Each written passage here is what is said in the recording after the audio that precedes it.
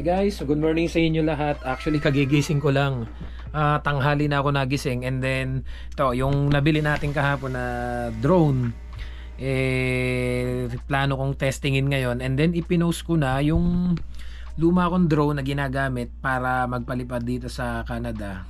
Doon nga pala sa mga nagtatanong kung pwede daw bang magpalipad dito ng drone na wala ng license. You can use 249 grams below para magpalipad ng drone dito sa Canada. Kasi ang binibili ko pong drone lagi is yung DJI. Kasi may mga nagko-comment, sir, pwede pala magpalipad ng drone dyan. Plano daw nilang dalhin yung drone nila dito pagpunta nila dito sa Canada. And then tinatanong kung ilan lang yung allowed na kasi may mga drone po na masyadong malaki, kailangan nyo na po ng license. So ang binibili ko lang po kasi is yung 249 grams. So ito yung nabili ko kahapon guys, pakita ko sa inyo.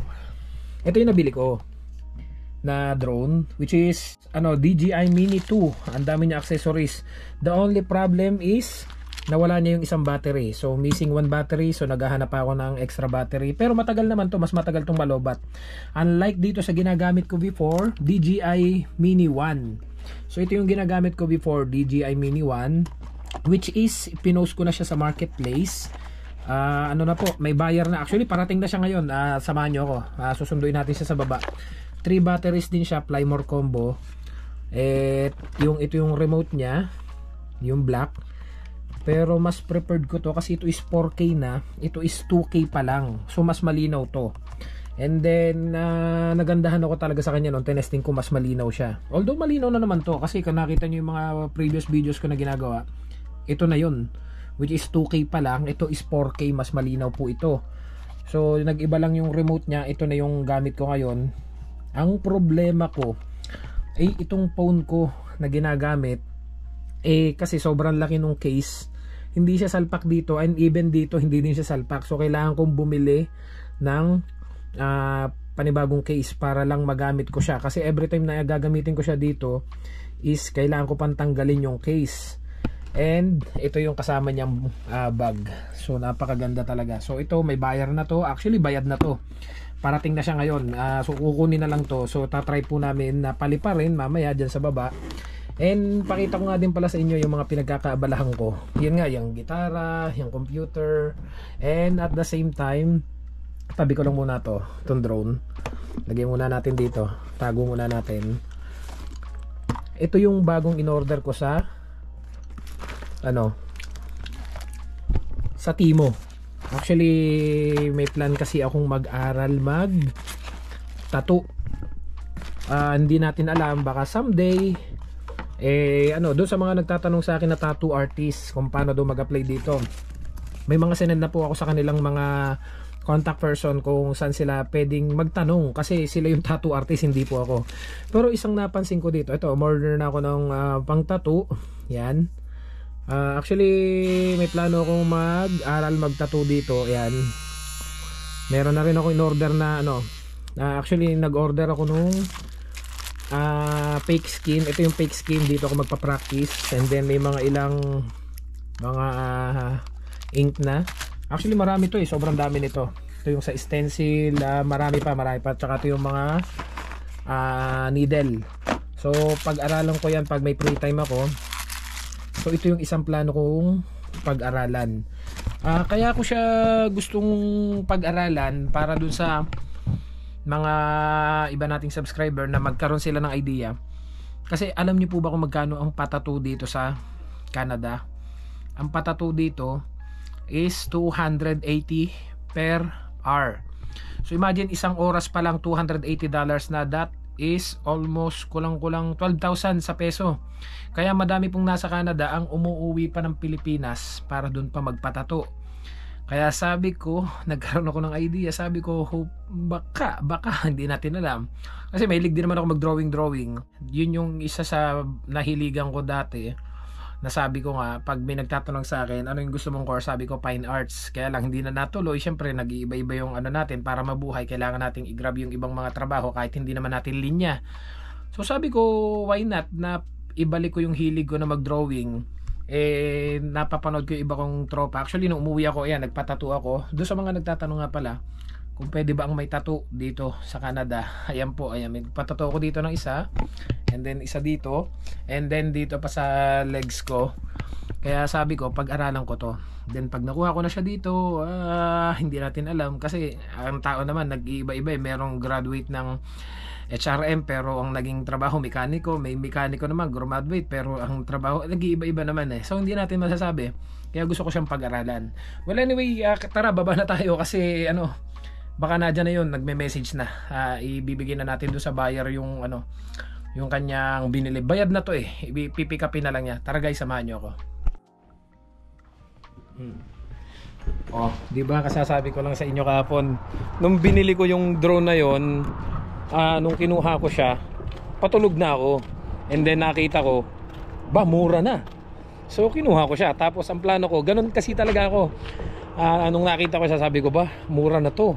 Mas mura pa yung benta niya kaysa dun sa mabebenta ko to. Kaya sabi ko, mag-upgrade ako. At the same time, benta ko to. So parang nagpalit lang ako nang wala akong binayaran. Actually, panalo pa. Panalo pa nga eh. Kumita pa ng konti. Konti lang naman. Pero not bad. Dito ko na lang siya antayin sa sasakyan. Plano ko nga din palang ayusin to eh. Kasi papalitan ko siya ng decal sa taas. And then may plano ako ikabit dito. Kung napansin nyo, doon nga pala, tapusin ko muna yung nagtatanong. Pwede po ba ang may tattoo dito sa Canada? Kasi yun yung tanong niya sa akin. Madalas ito din yung nakikita kong tanong. Lagay ko sa screen yung mga tanong nila. Sir, pwede po ba may tattoo? Okay lang po ba may tattoo?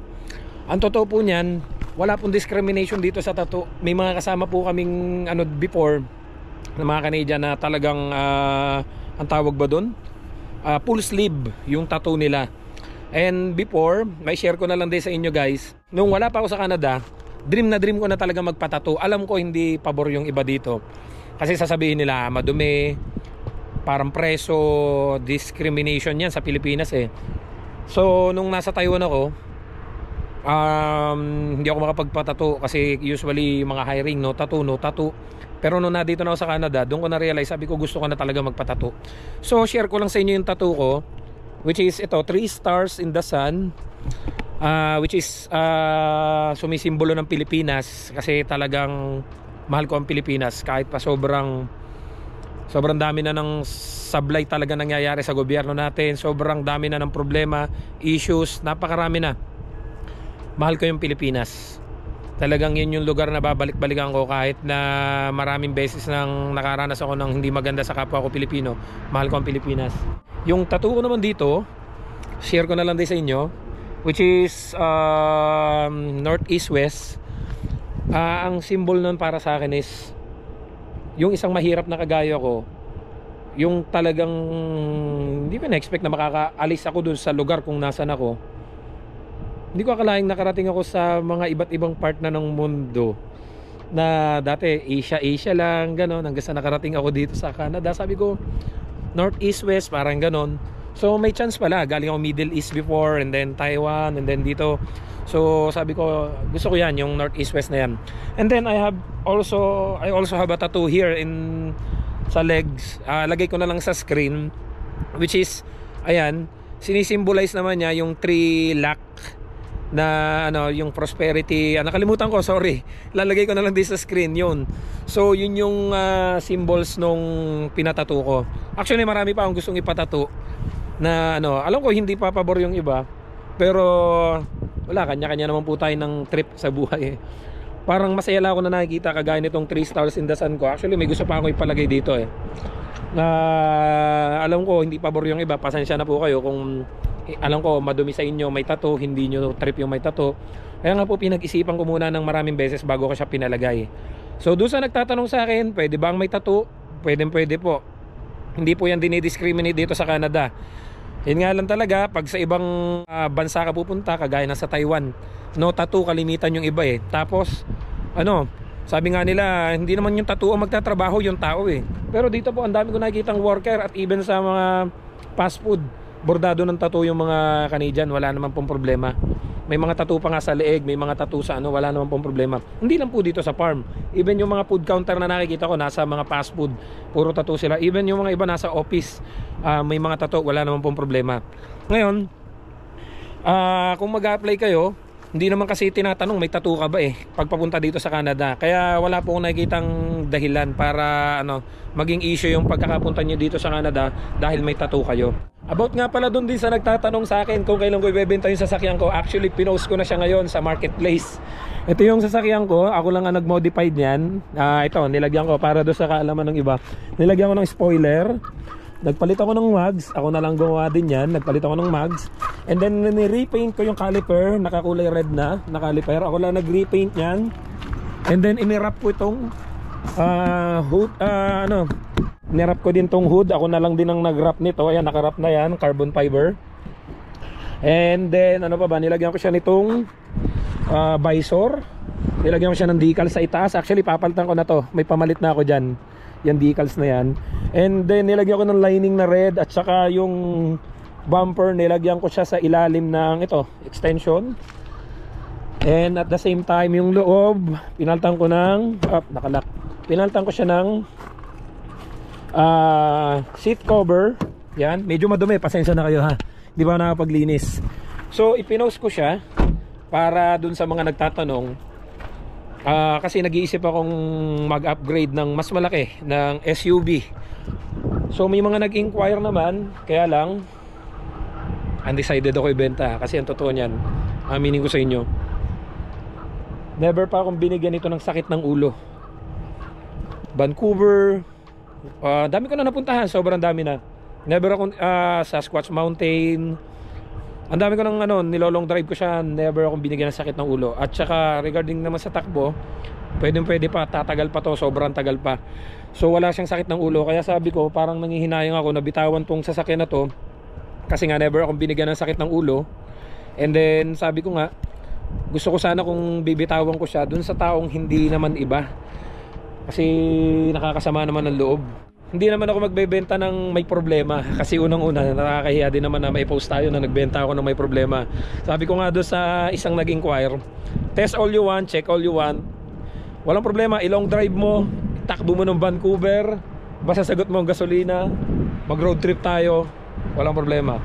Kaya lang, dahil 3 days ko na siyang ipinost, parang nasa mahal loob ko, parang gusto ko na uling i-delete. Ito na yata yung buyer natin. Siya na nga yun, ang layo pala nung pinarkingan niya. Ito, pipick upin na lang niya to, kukunin na lang niya yung drone natin. And then ipapatest ko sa kanya. Wow, nice bike. How many cc is that? This is the 1260. Wow, 1260. Now they have a new one. Now it's 1800. Wow. When I bought it, after 2 months they come out with the new one. Really? I bought it last year. You have to, how do you put the battery?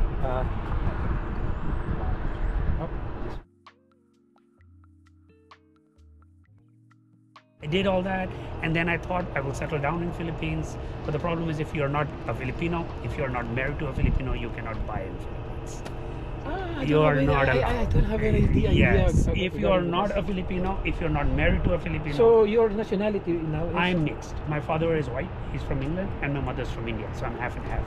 And the good thing was in Philippines, everybody speaks English. Yeah. So life was easy for me. I liked it. The problem was that I didn't know the laws.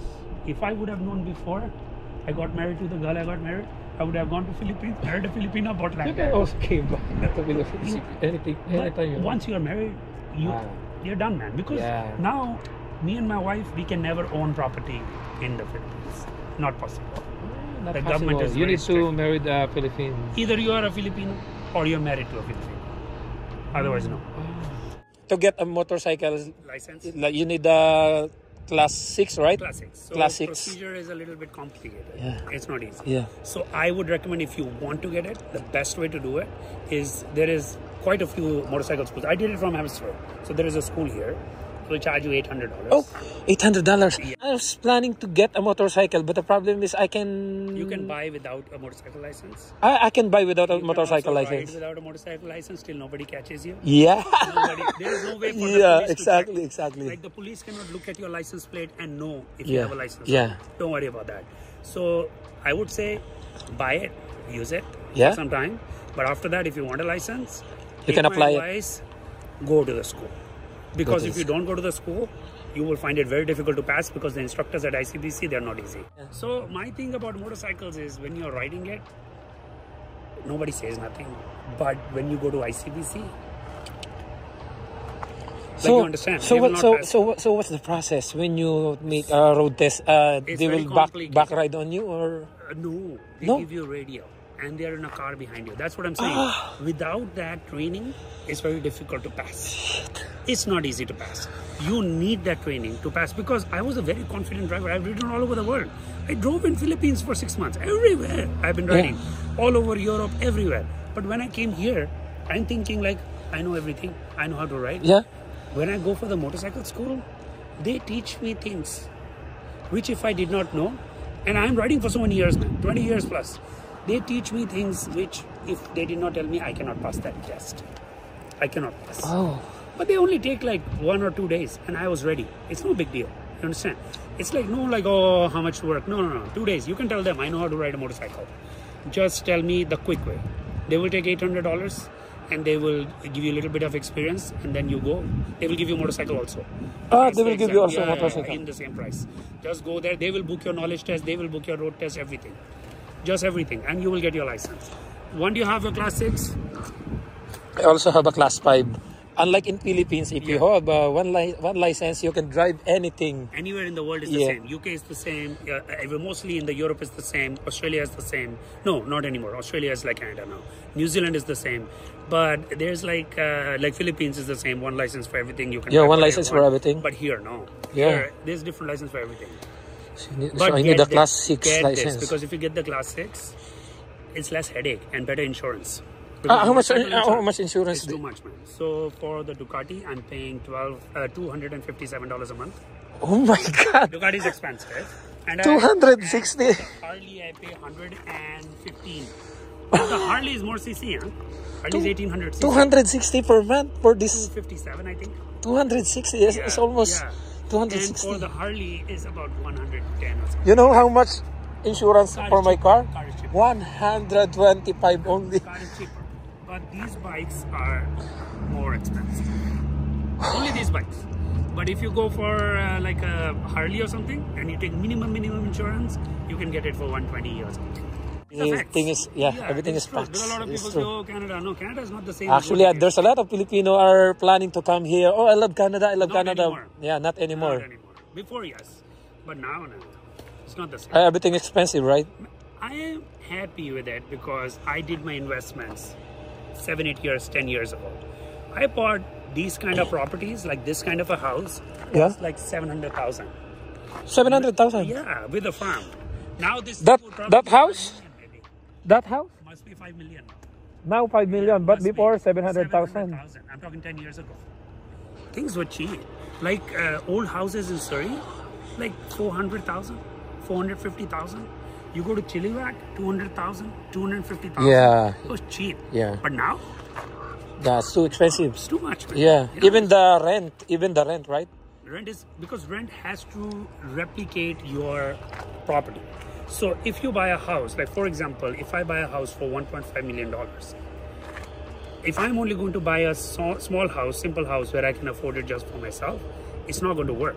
Because if I don't have basement suites, illegal suites, whatever, I cannot pay the mortgage because the mortgage is jumping up and up and up. Yeah. Like for example, I invested for a property in Airdrie, Alberta. This was 2022, I think in February I invested. In Alberta, houses were not crazy. Like you could get a house for 600. At that time, prices were going up. So I got it for 762. It was a brand new house. There's a river kind of a thing in the back. Not river exactly, but like a man-made river. And then you have 3 sides open. Park in the front, river in the back, corner lot. So nice house. 4,000 square feet, big house. I bought it for that much. My mortgage price every month was, I think, $2,600 per month. No property tax, but just the mortgage. The moment the prices went up on my variable, now I'm paying $4,650. Oh. Even my employer, my Yeah, boss, yeah. he said that before Canada is worth it. Yes. No, it's not. Now it's not worth I it. have a lot of friends, a lot of seamen who used to tell me, oh, we have to come, we have to. 5, 6 years ago, I used to tell them, come. Come to Canada. And now, I'm like, man, don't worry. Yeah. There's no point. Right. For my own kids, I told you about private school. I don't want them to be in Canada anymore. Oh. I'm trying for private schools in America. In America? Yeah, so that they can do whatever education in America and settle down there. It's still better. Still, you know why? It's not like it's cheaper. It's just that there's more opportunity. And the way the government works in this country is not very... Yeah, actually, I have a friend. They are a newcomer here in Canada. Okay. For 2 weeks, their salary is only 1,000 or 1,200, and then they need to pay the rent for No, you can't. every month, Can't 800. You can't survive. Yeah. You can't survive. Like for somebody like me with 4 kids, like if I had to rent, I'll probably be renting for like 3,500, 4,000 to get Oh a full my house. God. You understand? Yeah. It's too much, man. It's too much. So like if a family is coming in our age, you know, they have 1 or 2, 3 kids, right? How do you survive? Yeah. And forget about that. Like we are still managing, right? Our kids who are here, born here, they have to work. What do you think life will be for them when they are in our age? Yeah. Do you see Canada becoming better? I don't think so. No. Yeah. It's only going to get worse. Yeah. It's a nice country, but you understand what I'm saying. And I don't know what's the reason why this happened, because there are many reasons. People will say COVID, people will say Inflation. whatever. Whatever. Like, whatever. Why did the inflation happen? Yeah. Like a lot of people say, oh, more people coming, but there's so much land, right? I don't understand why. When there's so much land, it has to be so Exactly. expensive. There are so much land. It has to be millions of dollars. Why? What are you Yeah. growing here? Yeah. There's nothing you're growing here. Why this has to be so much? Like you tell me. Yeah. Why do $120 is like what? It's $40 for Philippine money now? 40. 40, right? So you are paying close to 6,000 pesos. for one room. Yeah, for Does one that room. make sense? Yeah. It's too much, right? Too much. It's too much. Yeah, it's too much. So before, nobody used to rent one room. Before, you could get this whole house here for $400. For 400, this Yeah. whole house. Maybe even For less one than whole 400. family. Yes. And that's not because you're living so far away from the city. So Yeah. you so live far. far away, you save money. But when you're in Vancouver, you cannot afford to You can't even pay find the a rent. place. Even Surrey, man. Surrey is, I think, in sometimes more expensive than Vancouver now. Even Because in Surrey, I was seeing for a friend of mine, he was just coming for like 3-4 months, so he wanted short-term rental. I was checking houses in and around Surrey, like Fraser Heights, Cloverdale, Yeah. all that area. Like he wanted a full house because his company was going to pay. They were house prices in rental starting at $4,000 plus, Oh going my up to God. $7,000 a month. they can 7,000. afford to get a whole full house. And that was Only 3-4 basement. bedroom, man. Only Yeah, basement. that's what I'm saying. And that is like just 3-4 bedroom. Like why it has to be so much? Yeah. Why? You understand what I'm Yeah, saying? I So I understand. feel, but in America, even now, like the other day, well, not exactly the other day, but a couple of weeks ago, you can check online. It's easy to find. They sell these land parcels all over USA. They're pretty reasonable. Like Arizona is very cheap. Some places in Florida is cheap. So I picked up like almost, I think it was like 4 point something acres of land in Arizona. It's like I can build a cottage or whatever. So are you saying that much better to $19,000 only. Oh really? 4 point something acres. 4 point something. acres. Wow. And the property tax for the whole year is $140 US. That's Actually, it. I have received a lot of comments in my YouTube channel that Yeah. they are from US, and then they are saying that much better to live in US rather than Canada right now. Like I said, yes and no. Because depends on where you are. Now, if you go live in Boston area or New Hampshire, Vermont, those areas, that's expensive. Oh. But if you're going to California, it's expensive. Oh. But you go to Arizona, you go some areas in In Florida. New York. Yeah, it's cheaper. You get my point. Like New Yeah. York is expensive. But if you go anywhere else, they are cheaper. You go to Washington, it's not cheap. But still, in Washington, if you go to these, okay, I'll give you a simple example. You're close to Sumas? Actually, I go Right. to US because I also have a US visa.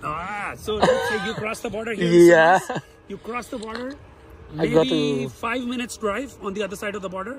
You can get about 1 acre land, $114,000 for 1 acre. Wow. 114,000. How much will you spend here for 1 acre, man? Probably $1 million. Yeah, $1 million. Yeah, more. maybe more. So, and that has a house on it, a workshop on it. Why so much difference? Just 5-10 minutes from here. Oh yeah, there's You a lot of understand? difference. Why? That's my point. I can't Yeah. understand. A lot of people say, oh, it's crazy over there. Why is it crazy? Why is it crazy? Yeah, I don't think it's crazy.